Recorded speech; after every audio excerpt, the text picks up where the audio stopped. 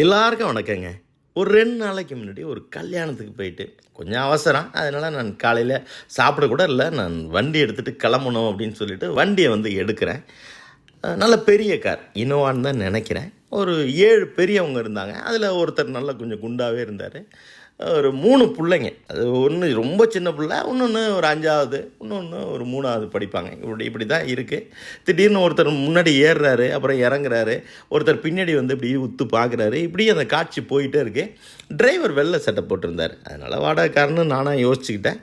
திடீர்னு அந்த டிரைவர் இப்படி தான் சொன்னார், சார் சொன்னால் புரிஞ்சுங்க சார், இது 7 சீட்டர் சார், 7 பேருக்கு மேலே போக முடியாது சார், சொன்னால் புரிஞ்சுங்க சார் அப்படின்னு சொல்லிட்டு நொந்து போய் மனுஷன் பேசுகிறாப்புல. அப்போ ஒரு அம்மா அந்த இடத்துல, அப்போனா இந்த 3ஐயும் நான் விட்டுட்டா போக முடியும் அப்படின்னு இந்த பிள்ளைங்களை காட்டி பேசுகிறப்ப, இது என்னமோ நடக்குதுப்பா அப்படின்னு சொல்லிட்டு நான் அவசரமாக வண்டி எடுத்துகிட்டு வண்டியில் வந்துக்கிட்டே இருக்கிறப்ப தான் எனக்கு தோணுச்சு, அம்பாசிடர்னு ஒன்று இருந்துச்சுல்ல ஒரு 15 வருஷத்துக்கு முன்னாடி. எந்த பக்கம் திரும்பினாலும் அதுதான். பசானி சானி சரி சானி த பாமக பாமக மரே,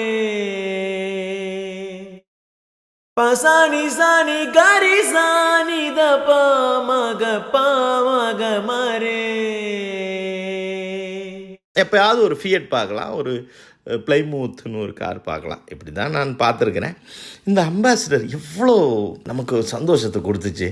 அப்போல்லாம் கல்யாணத்துக்கு இறங்குவாங்கங்க, கிட்டத்தட்ட 12 பேர் இறங்குவாங்க. எங்கே உட்காந்துருந்தாங்கன்னே தெரியாது. அப்படியே அந்த கார்லேருந்து எல்லோரும் இறங்கினதுக்கு அப்புறம் அந்த காரே அப்படி நிமிர்ற மாதிரி இருக்கும் எனக்கு. அதுக்கப்புறம் அந்த அம்பாசிடரை பற்றி சொல்லணுன்னா நிறைய சொல்லலாம். ரேடியேட்டர் இருக்கும், அதுக்கு தண்ணி ஊற்றணும். காலங்காத்தால் டிரைவர் தொடச்சிட்டு அதுக்கு தண்ணி ஊற்றுவார். சினிமாவில் ஹீரோ அப்படியே போயிட்டே இருப்பார். திடீர்னு வண்டி நின்றுடும். அந்த அப்புறம் போய் அந்த மூடியை திறப்பார், அப்படியே சுடும். அப்படியே கையை உதறிட்டு ஊதிக்கிட்டு அப்புறம் அப்படியே பேனட்டை திறந்து வச்சுட்டு இப்படி ஒரு கேனை எடுத்துக்கிட்டு அப்படி போவார். அங்கே ஒரு ஹீரோயின் இருப்பாங்க, அவங்க தண்ணி ஊற்றுவாங்க. இப்படி தான் அந்த லவ் ஸ்டார்ட் ஆகும். கிட்டத்தட்ட அந்த காரை பொறுத்த வரைக்கும் அதுக்கு உயிர் இல்லை அப்படின்னு என்னால் நினைக்க முடியாது.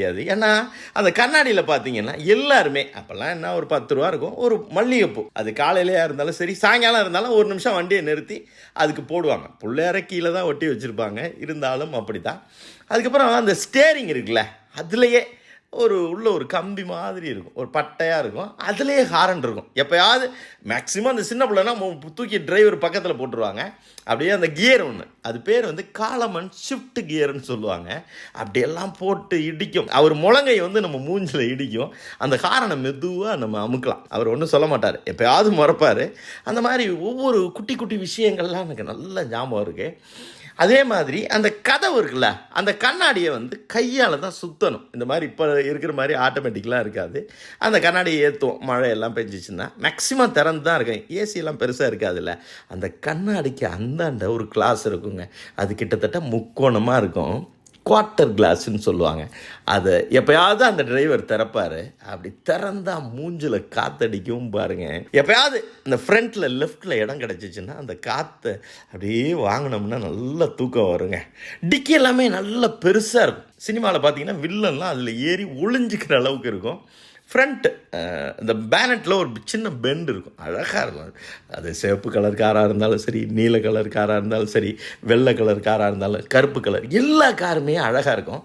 பிரசிடெண்ட், பிரைம் மினிஸ்டர் இவங்க தான் வெள்ளை கலர் காரில் போவாங்க. அப்படி வரிசையாக ஒரு 7-8 கார் போவோம். நான் நியூஸ் ரீலெல்லாம் பார்த்துருக்குறேன். கலெக்டர் அப்படின்னு சொன்னால் அந்த பம்பர் மேலே ஒரு பெரிய ரவுண்டு இருக்கும், அதில் மாவட்ட ஆட்சியர் அப்படின்னு சொல்லி எழுதியிருக்கும். கிட்டத்தட்ட 40 வருஷங்க சின்ன கார், பெரிய கார், எக்ஸ்யூவி எல்லாத்தையும் இது தானேங்க ஃபில் பண்ணிக்கிட்டே இருந்திருக்கு. எனக்கு ரொம்ப ஒரு குட்டி ஆச்சரியமான தகவல் என்னென்னா, அந்த டிரைவர் வண்டி ஓட்டிகிட்டே இருக்கிறப்ப நைட்டில் இது டிம் பிரைட் ஆகும். இது எப்படி இது சுவிட்ச் எதுவுமே ஒரு போடலையே அப்படின்னு சொல்லி ஒரு நாள் ஒரு டிரைவர் என்னன்ட்ட கேட்டேன். அப்போ தான் அவர் சொன்னார், அந்த கிளச்சு, அந்த பிரேக், அந்த ஆக்சிலேட்டர் தாண்டி அப்படியே கும்பல் மாதிரி ஒன்று இருக்குது, அது அப்படியே காலால் ப்ரெஸ் பண்ணால் அது டிம் பிரைட் ஆகுது. அது மாதிரி மைனூட்டாக ஒன்றா பண்ணி வச்சுருப்பாங்க. சீட்டு, ஐயோ அந்த குஷன் இருக்குல்ல, அப்படியே ப்ளஷர் கார் இருந்தால் நாங்கள் சொல்லுவோம். வாங்கினதுக்கு அப்புறம் எல்லாத்தையும் கொண்டு போய் பட்டறையில் விட்டு பற்ற வைப்பாங்க அம்பாசிடரை. அதுக்கப்புறம் சீட்டு கொஞ்சம் வசதியாக இருந்தால் கோயாஸ்ன்னு சொல்லிட்டு கோயம்புத்தூரில் இன்றைக்கி இருக்காங்கங்க. அவ்வளோ நல்லா போடுவாங்க சீட்டு. அந்த சீட்டு அந்த காரில் உட்காந்து அப்படியே அம்பாசிடரில் ட்ராவல் பண்ணோன்னு வச்சுங்களேன், ஏ அப்பா என்னமா இருக்குன்றீங்க. அம்பாசிடர் வந்து ஏதோ ஹிந்துஸ்தான் மோட்டார், அது ஒரு பெரிய கம்பெனி. அதனால ரொம்ப ஆல்ட்ரெல்லாம் பண்ணக்கூடாது, வண்டியை ரிஜிஸ்டர் பண்ண மாட்டாங்க, கவர்மெண்ட்டில் பிடிச்சிரும்லாம் பேசிப்பாங்க. இப்படி தான் நான் எனக்கு அது புரிஞ்சுக்கிட்டேன். ரொம்ப நல்லா ஓட்டுறாங்கன்னு வச்சுங்களேன். அந்த ஸ்டேரிங் நல்லா பெருசாக இருக்கும், அப்படியே லெஃப்ட் ஹேண்ட்லேயே ஓட்டிகிட்டு வருவாங்க. வலது கையை யூஸே பண்ண மாட்டாங்கங்க, அப்படியே மடித்து அந்த டோரில் வச்சுப்பாங்க. சினிமாலெல்லாம் பார்த்தா அப்படியே சிகரெட் குடிச்சிட்டே ஓட்டிகிட்டு வருவாங்க.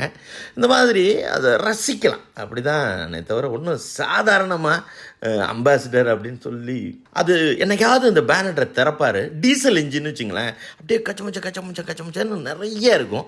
பெட்ரோல் இன்ஜின்னா ஒன்றுமே இருக்காது, ஒரே ஒரு சின்னதாக இருக்கும். அப்படி தான் என்னை பொறுத்த வரைக்கும், நான் அதை கம்பேர் பண்ணுறப்ப எனக்கு அப்படி தான் தோணும். அந்த இன்ஜின் வந்து அப்படியே ஆடிட்டே இருக்கும். இது எப்படி வேகமாக போனால் வேகமாக ஆடுமாலாம் நான் யோசிச்சுருக்கிறேன். சொல்லுவாங்க டீசல் இன்ஜின் இன்னும் நல்லா லேட்டாகவும் பிக்கப் ஆக, ஆனால் நல்லா ஸ்பீடாக போகும் அப்படின்னு சொல்லி நல்லா சொகுசாக இருந்துச்சுங்க, அவ்வளோதான். அதனால் ஏதோ ஒரு அப்போல்லாம் ஒன்றும் பெரிய விலை வித்த மாதிரி எனக்கு தெரியல. ஆனால் ஒரு 2 பேர் கூட போனாலும் அதுக்குள்ளே சந்தோஷமாக அப்படி நான் போன அந்த நினைவுகள்லாம் இருக்குல்ல, அது எத்தனை வருஷம் ஆனாலும் என்னை விட்டு இல்லை உங்களை விட்டும் போகாதுங்க. 1000 கார் வரட்டுங்க, அம்பாசிடர் தாங்க. நன்றிங்க.